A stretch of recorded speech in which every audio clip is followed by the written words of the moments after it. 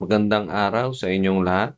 Ako si Sir Ace at sa video na ito, ituturo ko sa inyo kung paano mag-add ng ADDS roles sa ating server. Ano ba ang ADDS or Active Directory Domain Services? Ito ay ginagamit para sa pagdagdag or mag-manage ng mga client users or computers na nakakokonek sa domain network. Kumbaga para siyang master list ng mga pangalan ng user, grupo ng user, computer or grupo ng mga computer na pwedeng kumonek sa domain network. Kapag wala sa listahan, wala ring karapatang maka-join sa domain network. So simulan na natin. Open natin ang ating server manager ulit. Pagkatapos i-click natin yung manage. Then, ganun ulit. Add roles and features. Tapos, may lalabas na screen. I-next nyo lang siya.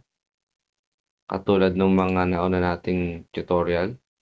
Tapos, select nyo yung role-based or feature-based installation.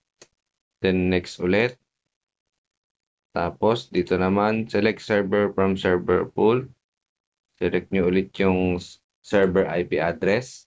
Pagkatapos, click nyo yung next. At nandito na tayo sa server role.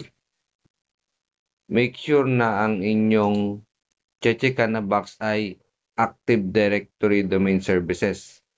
Sahin nyo mabuti kasi minsan ang na-add ng iba ay yung ibang Active Directory. Ayan, marami. Make sure na yung pangalawa or basahin nyo mabuti. And then, click nyo yung next.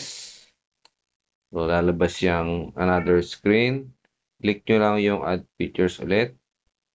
Tapos, mapupunta siya sa features. Click nyo ng next.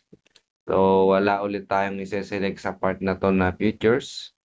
Proceed lang tayo. Click natin yung next. Then, ayan. Papaliwanag nyo lang kung ano yung ADDS. Then, click nyo yung next. Tapos, click nyo na yung install pagdating dito sa confirmation. Then, mag-wait lang tayo ng progress bago natin maklik yung close button. So, mamaya, katulad nung sa pag-add natin ng DHCP role, mayroon pa tayong additional setup na gagawin para sa ADDS, yung tinatawag na promotion. So, mamaya-maya makikita natin yan kapag natapos yung installation. Okay, natapos na siya. So, sa part na ito, mapapansin nyo mayroong nakalagay na promote this server to a domain controller.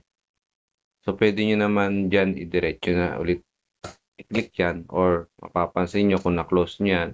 Dito sa taas, meron na namang notification. Yung naka-exclamation mark. So, i-click nyo lang ulit yan para makita nyo kung ano yung kailangan. So, makikita nyo, promote this server to a domain controller.